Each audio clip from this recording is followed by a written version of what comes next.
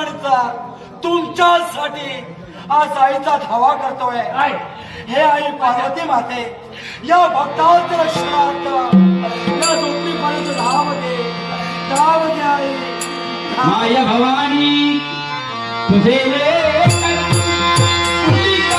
तुझी आठे